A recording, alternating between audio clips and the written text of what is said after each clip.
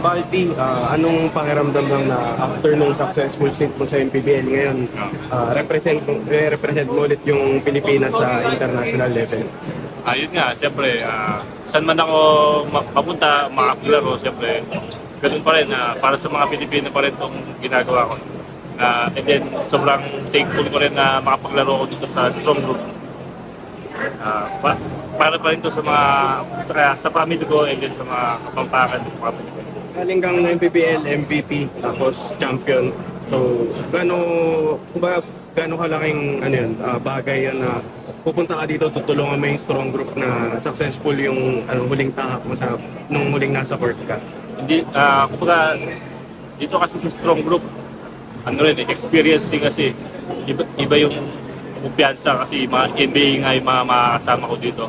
So yun, madadala ko yung experience na yun kung saan man ako maglalaro. Yun yung madadala ko, yung advantage ko. Sa career mo naman, ayun, nabanggit mo sila Dwight, sila Andre Robertson, Andre Platt. How special na magkaroon ka ng experience na kalaro sila, tapos ano yung mga so far natutunan mo sa kanila? Sa ngayon kasi, parang ilang days pa lang kami nagpa-practice, so parang konti pa lang yung mga natututunan ko pa lang.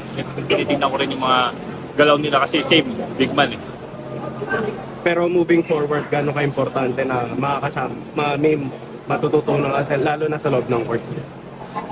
Siyempre yung experience kasi, NBA, NBA. So, malaking tulong sa akin yung yung confidence na din, yung kumpiyansa, yun yung kinuha ko talaga dito.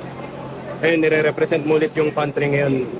Sign ba to na in the near future, pwedeng ma-represent mo ulit yung Gilas na? Ma-invite nila ako ulit, siyempre, Pilipinas yun, Gilas yun. Siyempre.